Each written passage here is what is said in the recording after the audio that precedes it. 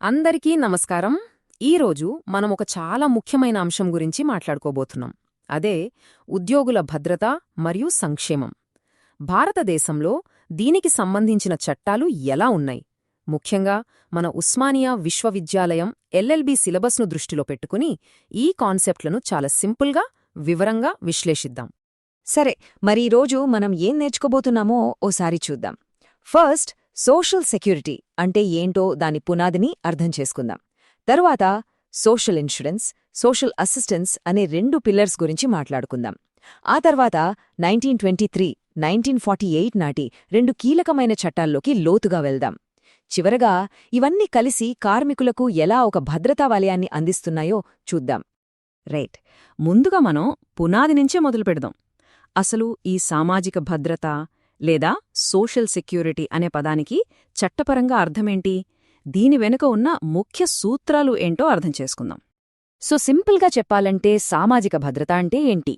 చూడండి, మన జీవితంలో ఎప్పుడైనా అనుకోని సంఘటనలు జరగొచ్చు. ఉన్నట్టుండి ఉద్యోగం పోవచ్చు, లేదా తీవ్ర అనారోగ్యం పాలవ్వచ్చు. అలాంటి టైంలో ఒక వ్యక్తి లేదా వాళ్ల కుటుంబం ఆర్థికంగా కుప్పకూలిపోకుండా వాళ్ల ఆదాయాన్ని కాపాడటానికి చట్టపరంగా ప్రభుత్వం ఏర్పాటు చేసిన రక్షణే ఈ సామాజిక భద్రత. ఇది అక్షరలా ఒక సేఫ్టీ నెట్ లాంటిదన్నమాట. ఇదేదో ప్రభుత్వం దయతలచి చేసే పని కాదు, గుర్తుంచుకోండి. ఇది మన భారత రాజ్యాంగంలోనే ఉంది. ఆర్టికల్ 41 అంటే ఆదేశిక సూత్రాల్లో ప్రభుత్వం ప్రజలకు ఇలాంటి భద్రత కల్పించాలని స్పష్టంగా చెప్పబడింది. అంటే నిరుద్యోగం, వృద్ధాప్యం, అనారోగ్యం, వైకల్యం లాంటి కష్ట సమయాల్లో ప్రజలకు అండగా నిలవడం ప్రభుత్వ విధి. It's a constitutional duty. ఇక్కడ ఒక ఆసక్తికరమైన విషయం ఏంటంటే, ఈ కాన్సెప్ట్ మన దేశంలో స్వాతంత్రం తర్వాత బాగా డెవలప్ అయినా దీని మూలాలు ప్రపంచవ్యాప్తంగా ఉన్నాయి. ఆలోచించండి, 1883లోనే జర్మనీలో వాణిజ్య సంఘాల సభ్యుల కోసం ఇలాంటి పథకాలు మొదలయ్యాయి. ఆ తర్వాత 1935లో అమెరికాలో సోషల్ సెక్యూరిటీ యాక్ట్ వచ్చింది. మన దేశంలో ఉమ్మడి కుటుంబ వ్యవస్థ ఒక రకమైన సహజ భద్రతని ఇచ్చేది. కాని పారిశ్రామికీకరణ పెరిగాక దాని స్థానంలో ఇలాంటి అధికారిక చట్టాలు అవసరమయ్యాయి. సరే, ఈ సామాజిక భద్రతను ఎలా అందిస్తారు? దీంట్లో ప్రధానంగా రెండు మార్గాలున్నాయి. వీటిని మనం రెండు స్తంభాలు అని పిలవచ్చు. ఒకటి సోషల్ ఇన్సూరెన్స్, రెండోది సోషల్ అసిస్టెన్స్. ఇప్పుడు ఈ రెండిటి మధ్య తేడా ఏంటో స్పష్టంగా చూద్దాం. ఒకవైపు చూస్తే సోషల్ ఇన్సూరెన్స్. ఇది ఎలా పనిచేస్తుందంటే ఉద్యోగులు, యజమానులు ఇద్దరూ కలిసి డబ్బులు కడతారు. ఇది ఒక తప్పనిసరి కాంట్రిబ్యూటరీ సిస్టమ్. మనం ఈఎస్ఐ యాక్ట్ గురించి మాట్లాడుకున్నప్పుడు ఇది ఇంకా క్లియర్గా అర్థమవుతుంది. దీనివల్ల ఉద్యోగంలో వచ్చే రిస్క్ల నుంచి రక్షణ దొరుకుతుంది. మరోవైపు సోషల్ అసిస్టెన్స్. ఇది పూర్తిగా భిన్నం. ఇది అవసరం ఆధారంగా ఇచ్చేది. అంటే సమాజంలో అత్యంత బలహీనంగా ఉన్నవాళ్లకు ప్రభుత్వం తన సొంత నిధులతో, అంటే మన పన్నుల డబ్బుతో నేరుగా సహాయం చేస్తుంది. ఉదాహరణకి మన నేషనల్ సోషల్ అసిస్టెన్స్ ప్రోగ్రాం ఎన్ఎస్ఏపీ లాంటివి. ఓకే, ఇప్పుడు మనం మన మొదటి ముఖ్యమైన చట్టంలోకి వెళ్దాం. అదే ది ఎంప్లాయీస్ కాంపెన్సేషన్ యాక్ట్ 1923. ఇది చాలా పాత చట్టం, కానీ చాలా పవర్ఫుల్. పనిచేసే చోట ఒక ఉద్యోగికి గాయమైతే యజమాని బాధ్యత ఏంటి, ఎంత పరిహారం చెల్లించాలి అనే విషయాలను ఈ చట్టం చాలా వివరంగా చెబుతుంది. మరి యజమాని ఎప్పుడు బాధ్యుడవుతాడు? దీనికి ఒక 3 స్టెప్ టెస్ట్ ఉంది. ఫస్ట్, ఉద్యోగికి వ్యక్తిగతంగా గాయమవ్వాలి. సెకండ్, ఆ గాయం ఒక యాక్సిడెంట్ వల్ల జరగాలి. అండ్ థర్డ్, ఇక్కడే అసలు చిక్కంతా ఉంది. ఆ accident arising out of and in the course of employment జరగాలి. అంటే ఉద్యోగం చేస్తూ ఉద్యోగం కారణంగానే జరగాలి. ఈ మూడో పాయింట్ మీదే కోర్టుల్లో వేల కేసులు నడిచాయి. అదేంటో ఇప్పుడు చూద్దాం. ఆ మూడో కండిషన్ని ఇంకా బాగా అర్థం చేసుకోవాలంటే ఒక ఉదాహరణ చూద్దాం.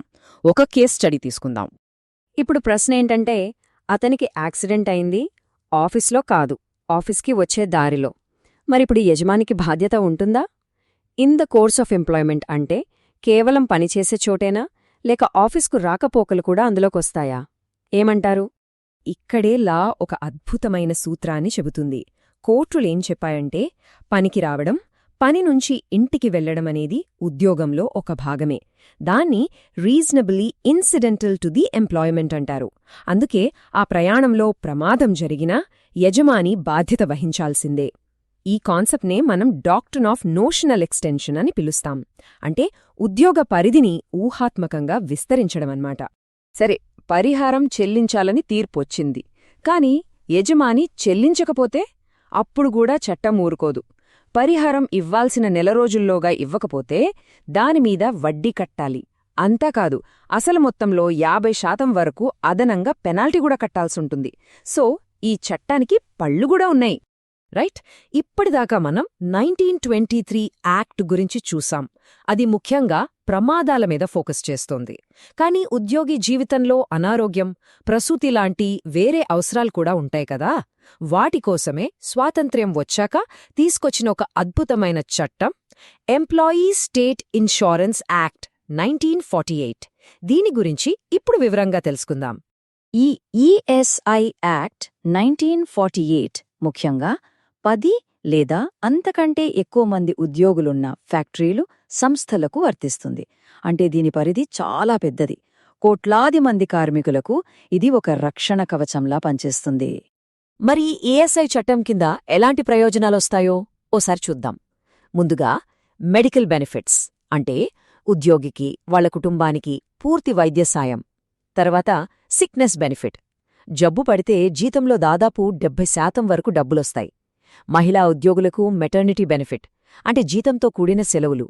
అలాగే ఏదైనా వైకల్యం వస్తే డిసేబుల్మెంట్ బెనిఫిట్, ఒకవేళ ఉద్యోగి పనిలో చనిపోతే వాళ్ల కుటుంబానికి డిపెండెన్స్ బెనిఫిట్ కింద పెన్షన్ కూడా వస్తుంది. చూసారా ఎంత సమగ్రంగా ఉందో? ఇందాక మనం మెటర్నిటీ బెనిఫిట్ అన్నాం కదా, దాని గురించి ఇంకొంచెం డీటెయిల్డ్గా చెప్పుకోవాలి. ఈ చట్టం ప్రకారం జీతంతో కూడిన ప్రసూతి సెలవును ఏకంగా 26 వారాలకు పెంచారు. ఇది చాలా పెద్ద విషయం. అంతర్జాతీయంగా ఉన్న ఉత్తమ పద్ధతులకి ఇది సమానం. ఈ పథకాన్నంతా ఎవరు నడిపిస్తారు? దానికోసమే ఈఎస్ఐ కార్పొరేషన్ అనే ఒక స్వతంత్ర సంస్థను ఏర్పాటు చేశారు. వాళ్ల పని కేవలం డబ్బులు వసూలు చేయడమే కాదు, ఈ పథకాన్ని సక్రమంగా అమలు చేయడం, హాస్పిటల్స్ నడపడం, క్లెయిమ్స్ పరిష్కరించడం, ఇలాంటి వివాదాలు ఏవైనా వస్తే వాటిని కూడా పరిష్కరించడం వాళ్ల బాధ్యతే. సరే, ఇప్పటిదాకా మనం 2 ముఖ్యమైన చారిత్రాత్మక చట్టాలను చూశాం. ఒకటి 1923 నాటి కాంపెన్సేషన్ యాక్ట్, ఇంకొకటి 1948 నాటి ఈఎస్ఐ యాక్ట్. మరి ఈ రెండూ కలిసి కార్మికుల జీవితంపై ఎలాంటి ప్రభావాన్ని చూపిస్తాయి? వాళ్లకు ఎలా ఒక భద్రతా వలయాన్ని నిర్మిస్తున్నాయి? చూడండి, ఇక్కడ ఒక 2 అంచెల రక్షణా వ్యవస్థ ఏర్పడింది. ఒకవైపు 1923 యాక్ట్, ఇది పనిలో ఏదైనా ప్రమాదం జరిగితే వెంటనే యజమాని నుంచి నేరుగా పరిహారమిప్పిస్తుంది. ఇదొక తక్షణ రిలీఫ్ లాంటిది. మరోవైపు 1948 ఈఎస్ఐ యాక్ట్, ఇదొక నిరంతర భద్రతా వలయం లాంటిది. ఇది కేవలం ప్రమాదాలకే కాదు, అనారోగ్యం, ప్రసూతి లాంటి జీవితంలో ఎదురయ్యే అనేక ఇతర సందర్భాల్లోనూ అండగా నిలుస్తుంది. సో ఒకటి తక్షణ రక్షణ, రెండోది దీర్ఘకాలిక భద్రత. అయితే ఇక్కడితో కథ అయిపోలేదు. చట్టమనేది ఎప్పుడూ స్థిరంగా ఉండదు కదా, సమాజం మారిన కొద్దీ అది కూడా మారుతూ ఉంటుంది. ఇప్పుడు భారతదేశం ఈ కార్మిక చట్టాలన్నింటినీ కలిపి కొత్తగా సోషల్ సెక్యూరిటీ కోడ్ 2020ని తీసుకొచ్చింది. మరి ఈ కొత్త కోడ్ ఈ రోజుల్లో ఉన్న గిగ్ వర్కర్స్, ప్లాట్ఫామ్ వర్కర్స్ లాంటి ఆధునిక శ్రామిక శక్తి అవసరాలను ఎలా తీర్చబోతోంది? ఈ పాత చట్టాల ద్వారా నిర్మించిన భద్రతా వలయం భవిష్యత్తులో ఎలా మారబోతోంది? ఇది మనం ఆలోచించాల్సిన చాలా ముఖ్యమైన ప్రశ్న.